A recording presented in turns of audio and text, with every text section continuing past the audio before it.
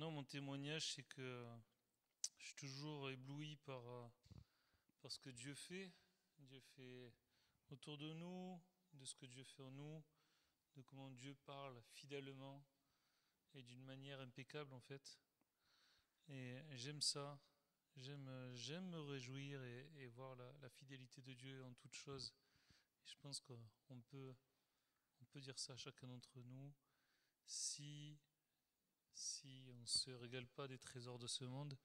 Il y a un jeune qui m'a posé une question cette semaine parce qu'il ne comprenait pas le passage de Luc 16. Il voulait que je lui explique. Et je vais pas prendre beaucoup de temps, pasteur Jean.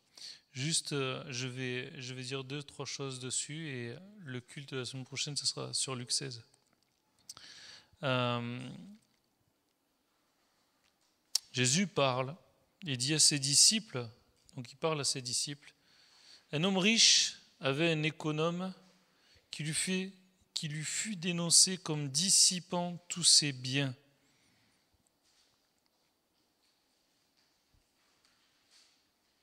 Il appela et lui dit, qu'est-ce que j'entends dire de toi? Rends compte de ton administration, car tu ne pourras plus administrer mes biens. Et je ne vais pas beaucoup plus loin, je lirai un verset à la fin. Juste, ici on voit quelqu'un en fait, qui n'aime pas Dieu, qui aime les biens de ce monde, et qui même va arranger les choses pour avoir une fin de vie heureuse. Il va arranger les choses, les biens de ce monde, traficoter les choses pour s'assurer un avenir un peu plus tard. Et Jésus conclut en disant cet homme-là est un homme alors comment c'est, prudent, qui agit prudemment. Et on en parlera la semaine prochaine, mais peut-être juste vous dire, au verset 10, il est dit, celui qui est fidèle dans les moindres choses l'est aussi dans les grandes, et celui qui est injuste dans les moindres choses l'est aussi dans les grandes. Vous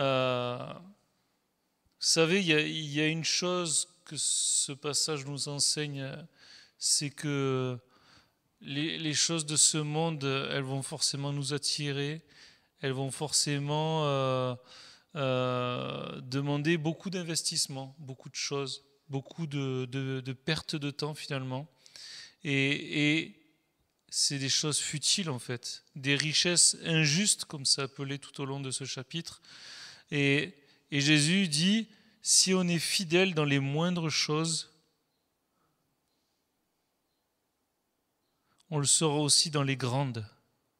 Et les grandes choses ici, ça parle des choses célestes, des choses éternelles, des choses de Dieu. Donc si on arrive à être fidèle dans les toutes petites choses que Dieu peut nous donner, dans les toutes petites choses, toutes les petites relations qu'on peut avoir les uns avec les autres, on peut être fidèle envers les choses de Dieu, les grandes choses de Dieu. Et bon, on le découvrira la semaine prochaine, je ne sais pas comment aborder ça pour être court en même temps. Mais en tout cas, juste on peut avoir à l'esprit que, voilà, notre vie est courte, notre vie est passagère, et on peut faire plein de choses pour la remplir. Et cet économe-là, il a fait plein de choses. Il a triché, il a volé, il a usurpé, il a traficoté pour s'assurer un avenir. Et Dieu dit, ah, ça c'est pas un bon avenir pour lui. Il n'emportera pas au ciel. Et finalement, il va pas vivre sa vie heureuse. Mais nous, les enfants de Dieu, on peut vivre autre chose si on s'attache aux petites choses que Dieu nous donne.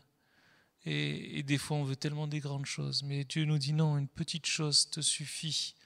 Et alors, Dieu te confiera des choses éternelles, le royaume de Dieu, des grandes choses. Donc, dans la vie, il faut apprendre à être patient, il faut apprendre à être persévérant, il faut apprendre à être content de ce qu'on a. Et des fois, c'est pas grand-chose, mais c'est pas grave. Moi, dans ma vie, ça a été ça aussi. mais j'avais une vision. Et je pense qu'avec Dieu, on peut avoir une vision. La vision qu'on peut avoir avec Dieu, c'est ça en fait qui va guider tout le reste. Parce que cette vision avec Dieu va faire qu'on a un avenir et de l'espérance. Amen.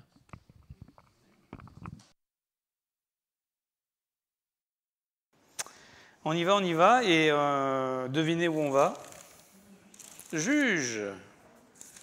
Il y en a qui vont en avoir marre de Gédéon. On va revenir un instant sur la toison. On va lire à partir du verset 36. Donc après que Gédéon ait sonné de la trompette, que l'Esprit du Seigneur soit venu sur lui, et que le peuple d'Israël, enfin une partie, parce que c'était une région particulière d'Israël, donc toutes les tribus ne sont pas venues, mais c'est là où les Madianites venaient. Donc il y a, les tribus autour se sont rassemblées autour de Gédéon. Et on peut lire au verset 36. Donc il y a beaucoup de gens qui ne connaissent pas la Bible, mais ce passage, ils le connaissent. La toison de Gédéon, même les non-croyants connaissent l'histoire. C'est intéressant. Et les croyants aussi, évidemment. Et normalement, on connaît tous cette histoire. Gédéon dit à Dieu, « Si tu veux délivrer Israël de ma main, voici, je vais mettre une toison de laine dans l'air. Si la toison seule se couvre de rosée et que tout le terrain reste sec, je connaîtrai que tu délivreras Israël par ma main, comme tu l'as dit. »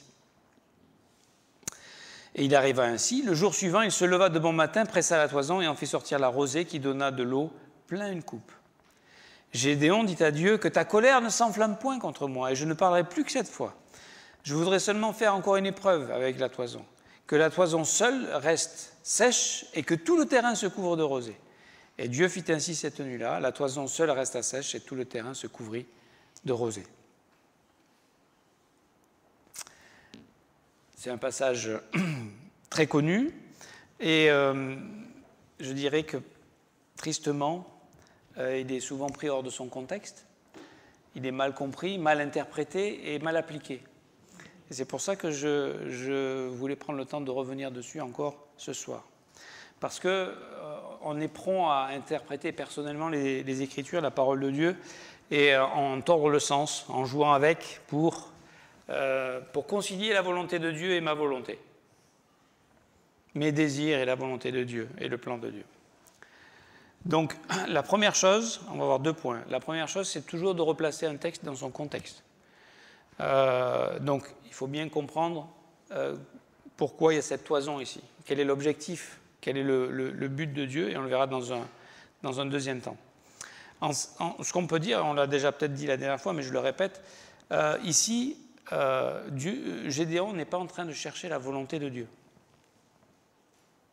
Il la connaît, la volonté de Dieu.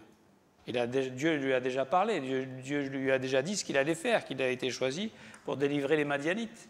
D'accord, il a un peu discuté avec Dieu parce que voilà, il y avait de quoi discuter face au défi qu'il était devant lui. Et d'ailleurs, c'est ce qu'il dit quand il commence la toison, verset 37, il dit « Comme tu l'as dit, il a déjà entendu lui. » Gédéon, il est au courant. Il n'est pas en train de dire ouais, « Est-ce que c'est vraiment la volonté de Dieu ?»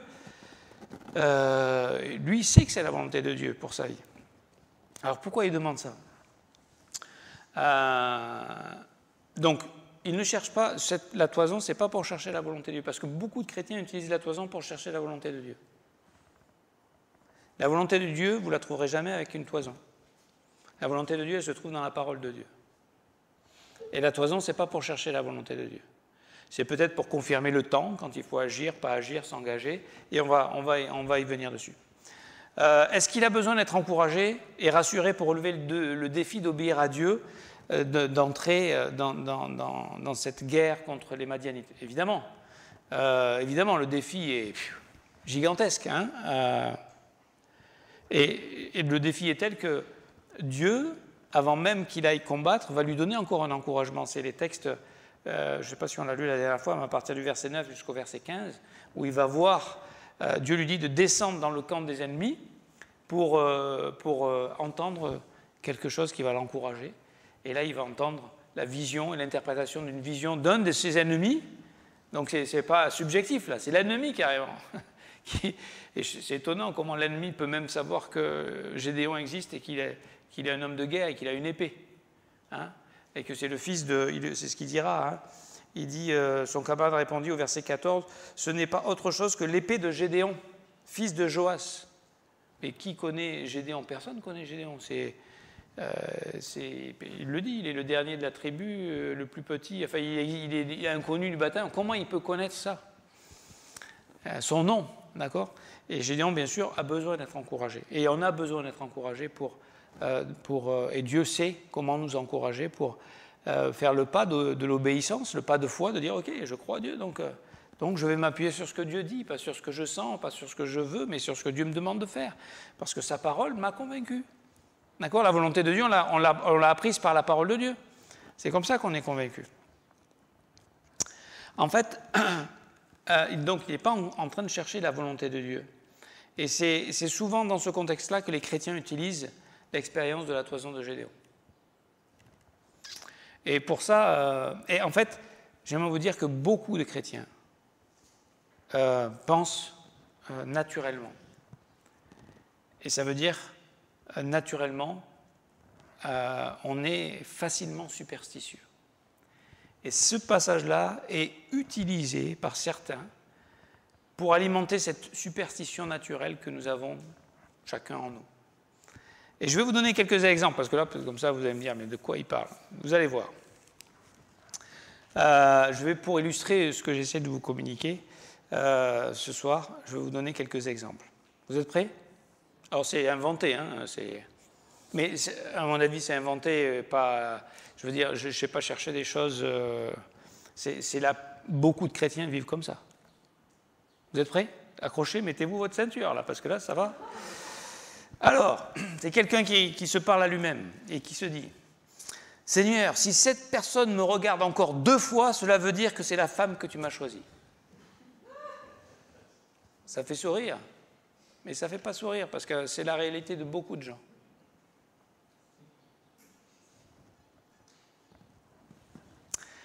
Seigneur, cet homme non chrétien continue d'être gentil avec moi et m'aide dans cette situation. Alors c'est ta volonté que je le fréquente. » Ou que je l'épouse après. Alors que la volonté de Dieu est clairement... Il y a des endroits où c'est très clair. Mais déjà, en tant que chrétien, on ne se marie pas avec un non-chrétien. Donc c'est même pas, je veux dire... Mais ça, on va utiliser la toison. On va dire ceci, et s'il fait ceci, et s'il fait cela, et si je le croise une 2e fois, et une 3e fois, et si on se rencontre à un endroit improbable, alors ça veut dire que... Vous voyez comment on fonctionne? Et on utilise la toison de Gédéon pour ça, pour déterminer la volonté de Dieu.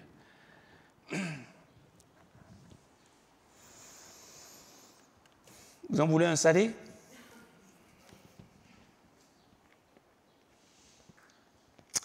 Un jeune homme qui pense, ou un jeune homme, un moins jeune homme, un homme, peu importe. Seigneur, tu vois combien elle et moi sommes sexuellement attirés. Alors si on se retrouve par hasard encore seul et que personne ne nous dérange pendant les 10 prochaines minutes, c'est que tu veux que nous couchions ensemble. Ça fait sourire. Mais je peux vous dire que ça a été l'expérience de certains chrétiens. Des chrétiens, je ne parle pas de chrétiens, je parle de chrétiens nés de nouveau. Les enfants de Dieu. Un autre, Seigneur, si cet oiseau vient se poser tout près de moi et me fait la sérénade, alors je saurai que j'aurai mon bac. Et une forme de toison. Un peu surnaturel. Seigneur, si mon patron me propose ce poste intéressant encore 3 fois de suite dans le mois, alors je saurai que c'est ta volonté, même s'il m'envoie très loin de toute église que je connaisse. Vous voyez comment on peut prendre la parole de Dieu et l'utiliser d'une manière qui est subjective, qui est naturelle, et la tordre en fait. D'accord? Encore une fois, la parole de Dieu, la volonté de Dieu nous est révélée dans la parole de Dieu. D'accord? Et on va voir maintenant pourquoi la toison. Donc, Dieu nous a fait connaître sa volonté au travers de sa parole. Et il nous fait, et c'est dans l'Église, c'est dans le corps de Christ que nous allons grandir. C'est là qu'il a donné les dons pour notre croissance, dans Éphésiens chapitre 4, versets 11 à 13. Et donc, notamment au travers du corps de Christ et de l'enseignement qui est donné au pupitre et en particulier par le pasteur enseignant. Donc c'est là, dans ce contexte-là, qu'on va être enseigné, instruit à connaître, à comprendre la parole de Dieu, à l'appliquer de manière avec l'Esprit de Dieu et de manière objective et de manière à nous garder dans la volonté de Dieu. Maintenant, on peut connaître la volonté de Dieu et ce n'est pas toujours évident d'obéir à la volonté de Dieu. Hein? Vous vous rappelez, on avait parlé de ce passage dans Jérémie 42 où le peuple vient voir Jérémie le prophète et lui demande « Cherche Dieu et on veut savoir quelle est sa volonté et on la fera que… » Je vais vous le lire. Vous vous rappelez de ce passage ? Vous ne vous rappelez plus ? Il n'y a pas longtemps, on a fait ça. Ils disent… Au verset 2, et Jérémie 42. Jérémie le prophète, et dire à Jérémie le prophète, que nos supplications soient favorablement reçues devant toi, intercède en notre faveur auprès de l'Éternel, ton Dieu, en faveur de tous ceux qui restent, car nous étions beaucoup et nous restons en petit nombre, comme tes yeux le voient. Donc ils sont en train d'être déportés petit à petit, d'accord ? C'est la fin de… Donc le peuple est réduit de plus en plus, donc c'est la discipline de Dieu qui se fait au peuple d'Israël, la déportation. Verset 3, « Et que l'Éternel, ton Dieu, nous montre le chemin que nous devons suivre et ce que nous avons à faire. » C'est une bonne attitude quand même, d'accord ? Et regardez ce qu'il dit. Jérémie le prophète leur dit, « J'entends, voici je vais prier l'Éternel, votre Dieu, selon votre demande, et je vous ferai connaître, sans rien vous cacher, tout ce que l'Éternel vous répondra. » Et il dira à Jérémie, « Que l'Éternel soit contre nous, un témoin véritable et fidèle, si nous ne faisons pas tout ce que l'Éternel, ton Dieu, te chargera de nous dire. » Quelle belle attitude. Alors déjà, il y a un problème, c'est qu'il demande à Jérémie de prier son Dieu à lui, mais ce n'est pas le leur. Hein. Et c'est ça le problème, c'est qu'ils ne vivent pas devant Dieu. Et donc quand Dieu va leur dire quelque chose qu'ils n'ont pas envie de faire, ils ne le feront pas. Et c'est ce qui se passe. Verset 6. « Que ce soit du bien ou du mal, nous obéirons à la voix de l'Éternel notre Dieu, vers qui nous t'envoyons, afin que nous soyons heureux si nous obéissons à la voix de l'Éternel notre Dieu. » Parce qu'il y a quand même une bénédiction à obéir à Dieu. Hein ? Et on va le voir. Et Jérémie appela Jécona. 10 jours après, la parole de l'Éternel fut adressée à Jérémie. Vous imaginez ? Quelqu'un vient me demander un conseil, je lui dis « Ok, on va prier. » 10 jours après. Non, mais il me faut la réponse ce soir, moi, hein, parce que là, la réponse, il la faut ce soir. Tu m'envoies un texto, tu m'envoies un message. 10 jours. Et ce que je suis en train de dire, ça m'interpelle moi-même. Est-ce qu'on est prêt à attendre 10 jours devant Dieu qui nous parle ? Aujourd'hui, on n'a plus le temps d'attendre 10 jours. Hein. Dans le monde dans lequel on vit, on n'attend plus 10 jours. Et donc, Jérémie appela Jécona, fils d'un.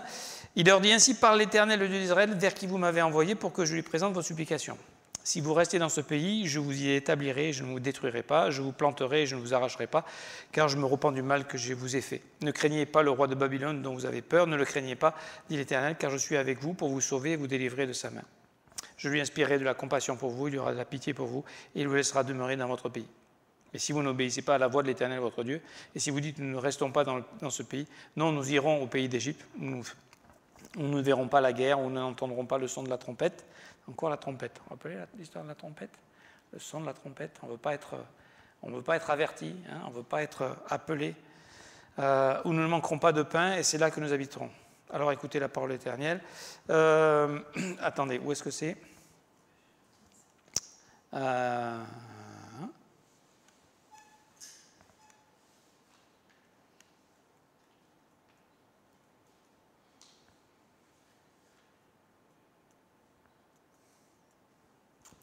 En fait, ils ont entendu, mais ils n'ont pas voulu. Au chapitre 43, verset 2, Azarias, fils d'Osée, Jochanan, et tous ces hommes orgueilleux dirent à Jérémie, tu as dit un mensonge, l'Éternel notre Dieu ne t'a point chargé de nous dire n'allez pas en Égypte pour y demeurer. Donc la volonté de Dieu, on peut la connaître, mais pour la faire. C'est le défi, n'est-ce pas ? Et Dieu nous donnera la provision, et peut-être on va voir l'application après de cette toison. Donc c'est dans le corps de Christ que nos dons vont être révélés, qu'on va apprendre à le servir. Écoutez bien ça, c'est dans l'obéissance collective que Dieu nous dirigera dans sa volonté personnelle pour nous. On est dans un monde tellement individualiste où d'abord je cherche ma volonté, la volonté de Dieu pour ma vie. J'aimerais vous dire, ça ne se trouve pas comme ça. Si tu cherches Dieu, tu cherches dans l'Église et tu commences à servir dans l'Église et tu vas trouver tes dons et tu vas trouver la volonté de Dieu et ton appel et ce que Dieu t'a demandé de faire. Et tu vas te régaler. Parce que tu n'es pas en train de chercher. En fait, la vie chrétienne, ce n'est pas une carrière comme dans le monde. Où tu as ton projet, tac, tac, tac, tac, les études, le travail, le machin, la machin. Et tu te fais ton plan de carrière. Ce n'est pas un plan de carrière.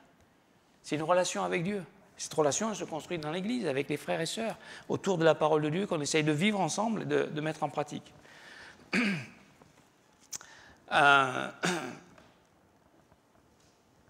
Donc on marche par la foi, en servant à l'édification du corps de Christ, et Dieu amène dans son temps la bonne personne pour nous accompagner et pour nous rendre fructueux dans le royaume de Dieu. Et j'aimerais vous dire que quand on s'oublie, quand on sert avec joie, avec enthousiasme, Dieu commence à guérir, à restaurer notre identité, notre image propre, notre santé mentale, notre façon de penser. Et Dieu va répondre à nos besoins profonds, va guérir et va répondre à nos besoins profonds légitimes.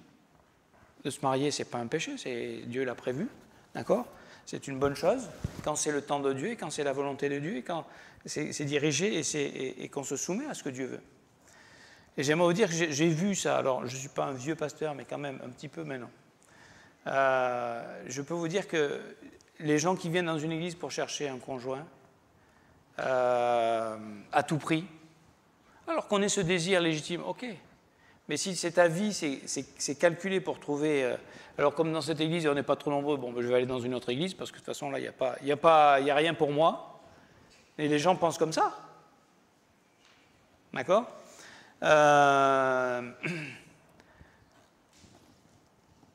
J'aimerais vous dire que ce qui va se passer, c'est que tu peux trouver.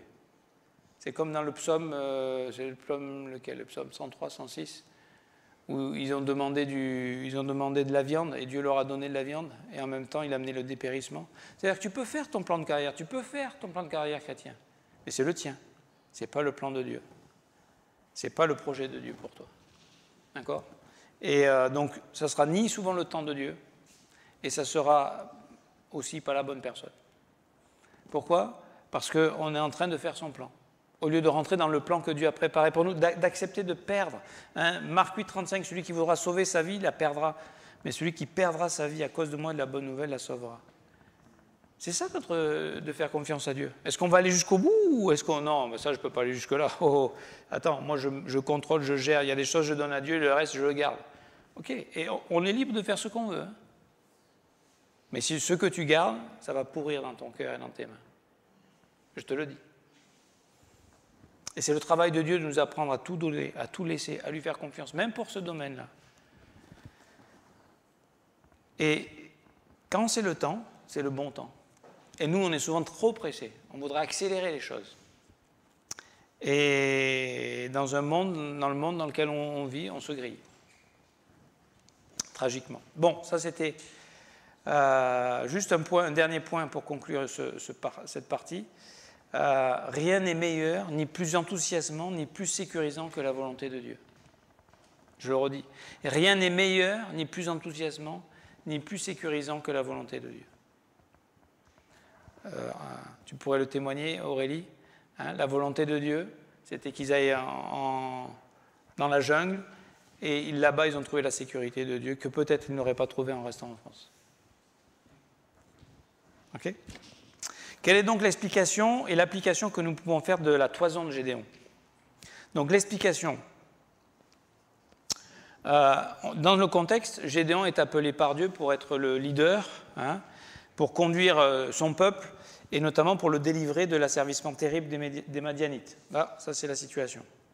La situation, elle est sérieuse, elle va engager de nombreuses personnes, de nombreuses vies, et l'avenir du peuple.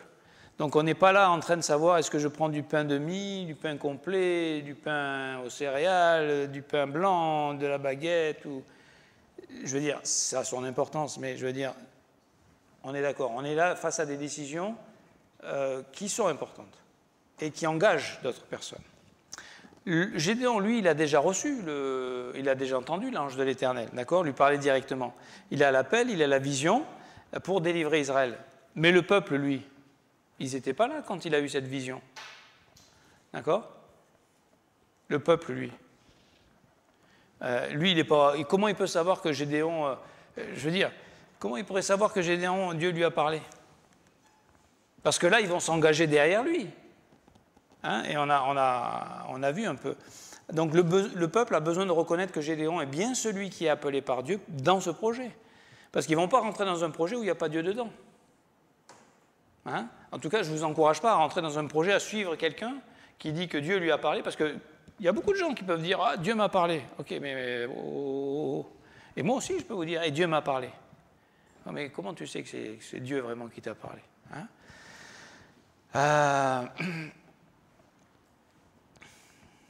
Donc, le peuple a été rassemblé, il est là autour de lui, 32 000 personnes, 32 000 hommes, mais face à la multitude des Madianites, 135 000, dans Juge 8, 10, l'armée de Gédéon, elle est un peu ridicule en fait. Hein. Donc, cette toison va servir à convaincre le peuple que Dieu a bien appelé Gédéon et que c'est lui qui va les conduire sur le chemin de la délivrance et qu'ils peuvent le suivre et lui faire confiance parce qu'ils font confiance à Dieu en fait. D'accord? C'est Dieu qui suit. Et j'aimerais vous dire, en tant que croyant, c'est Dieu que vous suivez. Bien sûr que Dieu met des hommes, des frères, des sœurs, des pasteurs, des enseignants, des exemples. Et on en a besoin. On en a besoin, mais c'est Dieu qu'on suit. C'est devant Dieu qu'on apprend à vivre. N'apprenez pas à vivre devant le pasteur, devant moi ou devant les autorités de cette Église. Apprenez à vivre devant Dieu, dans vos choix, dans vos décisions, dans votre vie, dans ce que vous voulez. Est-ce que vous croyez Dieu jusqu'au bout? Est-ce que je crois Dieu dans l'éternité? Est-ce que je crois Dieu que la volonté de Dieu, c'est l'endroit le plus sécurisant, l'endroit le plus merveilleux et l'endroit le plus enthousiasmant? Oh, non. Moi, je pense que mon plan à moi, il est mieux, il est plus enthousiasmant que celui de Dieu. Soyons honnêtes. On combat avec ça tous. N'est-ce pas? Donc, ils peuvent le suivre, même si, face à la réalité, ce n'est pas équilibré. 1 contre 4,2, on avait dit la dernière fois. Et en plus, ils ont ni le nombre, ni la formation, ni l'équipement. Alors que les autres, ce sont des guerriers. Je veux dire, ils ont des chameaux, ils ont des sabres, ils ont l'entraînement. Voilà, donc ils ne font pas le poids. 1 contre 1, déjà, ils ne feraient pas le poids. Alors 1 contre 4, vous imaginez. Donc, est-ce que je vais me lancer dans un projet comme ça? Un casse-pipe, en fait. Mais ce n'est pas un casse-pipe si c'est Dieu qui est dedans. N'est-ce pas? Donc, maintenant, l'application. Faisons une application pour nous aujourd'hui. Imaginons que le pasteur d'une église ait une direction et un appel particulier pour conduire l'église dans de nouveaux défis. Lui, il sait ce qu'il a entendu de la part de Dieu. Mais il est normal et indispensable que l'assemblée aussi soit convaincue que cela vient de Dieu. Et pas seulement que ce soit une lubie du pasteur. Parce que ça existe aussi. Hein. Ça existe aussi. Hein, on veut un autre bâtiment, on veut un clocher sur l'église, on veut faire ceci, cela. Hein, donc on peut avoir des projets qui semblent, et qui sont peut-être de Dieu, mais est-ce qu'ils le sont vraiment? Donc il faut qu'il y ait ce travail de Dieu pour convaincre, n'est-ce pas? Et je vais prendre un exemple pour nous aujourd'hui, dans ce que nous vivons aujourd'hui. Moi, j'ai de plus en plus à cœur que l'église de Nîmes, qu'on investisse dans les hommes et dans les âmes. On n'a pas les moyens pour se payer nos propres locaux aujourd'hui. Alors, grâce à Dieu, merci Seigneur, on a un local super qu'on utilise pour très peu d'argent. En tout cas, une somme modique qui nous permet que je puisse être salarié, modestement, mais salarié quand même. Et on a fait ce choix déjà il y a quelques années en arrière. D'accord? Et donc, moi, Dieu m'a mis à cœur d'investir dans les hommes, dans les âmes, plutôt que dans un bâtiment. Ce qui n'est pas, des fois, il y aura peut-être une saison où il faudra investir dans un bâtiment. Peut-être. Ok. Depuis quelque temps, Dieu nous a montré quand même Madagascar. Et il a permis depuis déjà plusieurs années qu'on puisse faire des émissions de radio, des enseignements sur Zoom avec un groupe de Malgaches. On a eu ce contact avec cette sœur Tine, qui est venue nous visiter. Et là aussi, c'est concours de circonstances qui ont fait qu'elle était en France, elle a pu venir, elle a organisé, je pense qu'elle a dû bouleverser son planning pour pouvoir passer un week-end parmi nous et faire le contact. Et on a été, je pense, tous enthousiasmés et bénis de faire sa connaissance. Et je crois qu'elle a été touchée aussi de nous rencontrer. Donc ça, c'est comme des choses, tu dis, attends, Dieu est en train d'agir là. Dieu est en train de préparer un terrain. Ensuite, on a notre frère pasteur David Roquette, qui, lui, pense aussi peut-être à aller à Madagascar. Il est allé en 3 semaines pour voir le terrain sur place, rencontrer les gens, voilà, au mois de décembre dernier.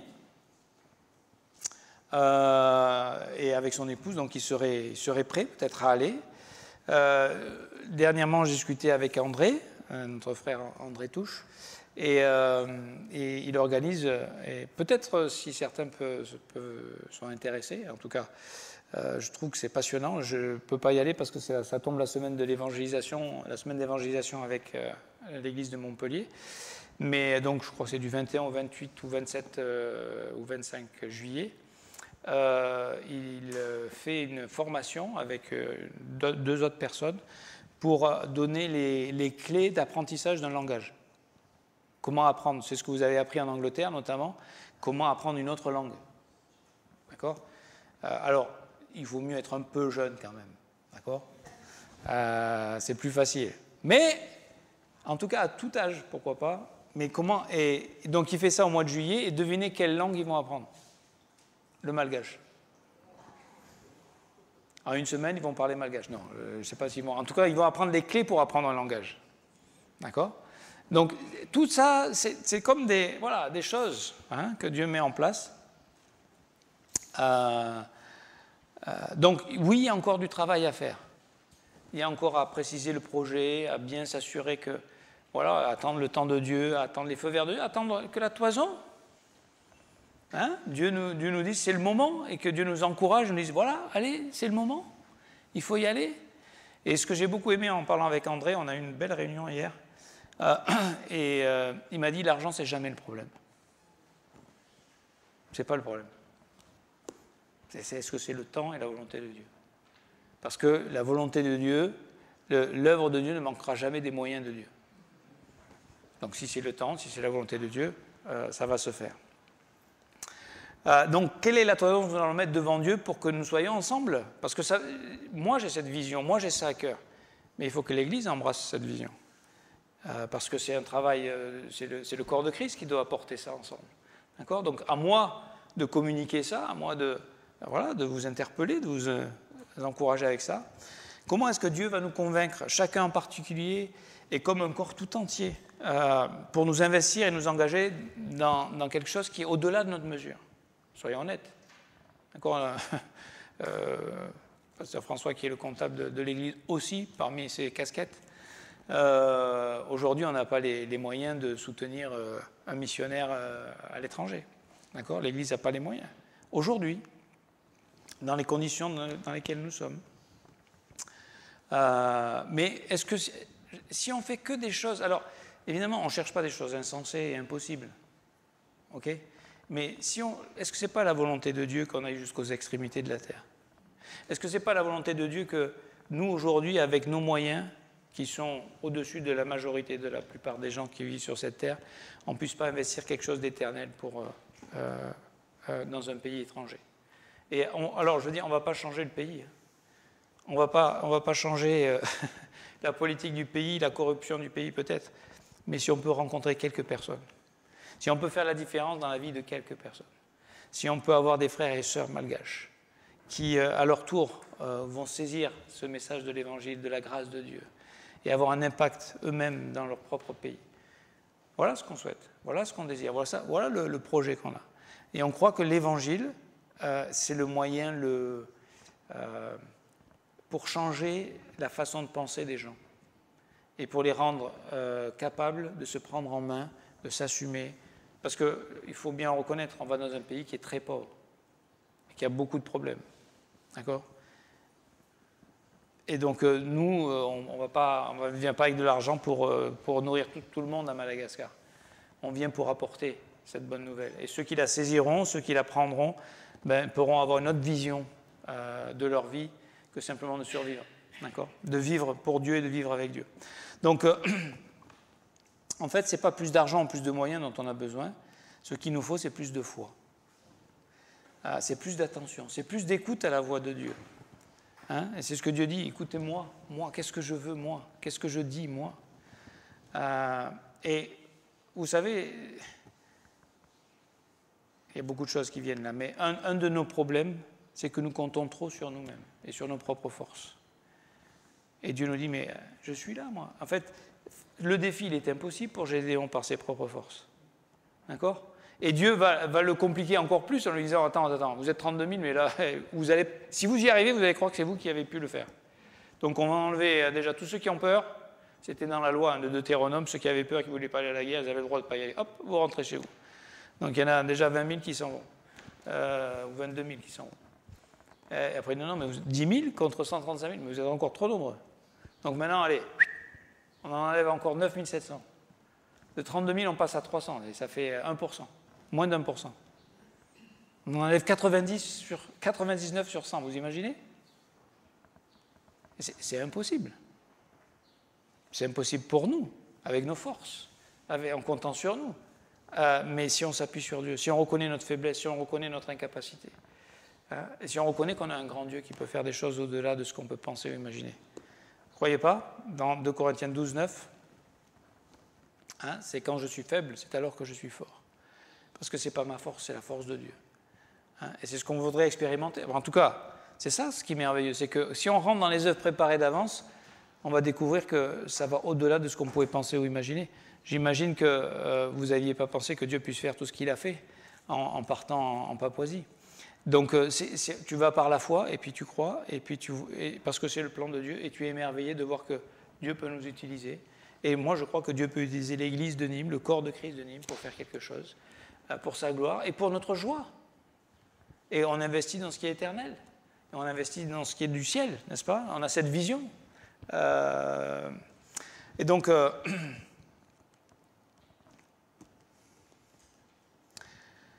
conclusion, parce que c'est l'heure. Vous savez comment Dieu a transformé le monde ? Connu de l'époque, avec une poignée de pécheurs. Et un érudit légaliste qui est devenu le champion de la grâce. Paul. 12. Et je pense qu'aucun d'entre nous n'aurait parié sur ces 12-là. Pas un d'entre nous. D'accord ? Donc c'est parce que c'est Dieu qui fait l'œuvre. Et il utilise les gens faibles de ce monde, des gens comme nous. Alors, pour conclure, je dirais, attention de ne pas se laisser séduire par ce chemin de la superstition et de ne pas mal interpréter l'histoire de la toison de Gédéon en l'utilisant pour chercher la volonté de Dieu. Ce n'est pas pour chercher la volonté de Dieu. C'est pour savoir que on s'engage dans des projets communs, ensemble, une église, et on rentre dans des choses où voilà, ça demande un engagement, et on ne veut pas rentrer dans les choses qui sont simplement de l'homme, on veut rentrer dans ce que Dieu a préparé pour nous. Et Dieu va confirmer sa parole. Donc moi je crois que Dieu va confirmer, quand ça sera le temps, il va mettre voilà, nous on va mettre devant lui, montre-nous que c'est le temps, montre-nous que voilà, tu vas ouvrir les portes pour les finances, et on peut prier pour ça, on peut mettre ça devant Dieu. Mais avant tout, qu'on prie pour ça, qu'on soit convaincu, et qu'on laisse Dieu nous encourager dans ça. Et qu'on apprenne à écouter Dieu et à éprouver sa parole. Et c'est ce que faisaient les Béréens. Vous connaissez les Béréens ?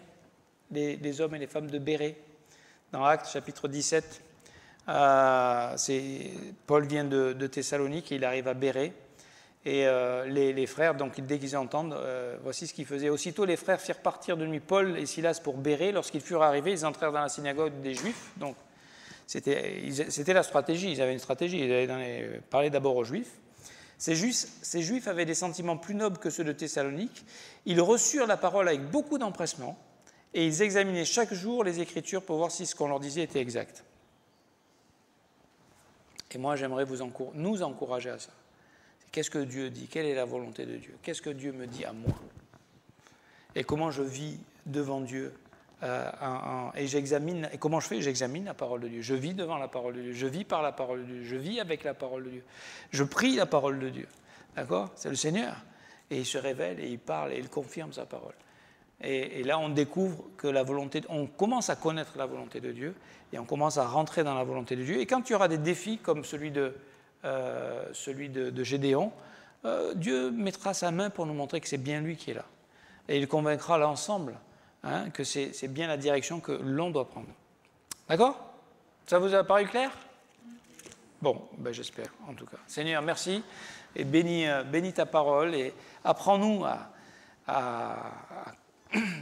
à examiner les Écritures, à garder la parole de Dieu, à marcher avec la parole de Dieu, devant toi, avec toi, et ensemble, Seigneur, et à être convaincus de tes voies, de tes plans, de tes projets, et de ce que tu as en réserve pour nous. Et on te demande de nous convaincre que c'est de toi, c'est en toi, et par toi, et pour toi.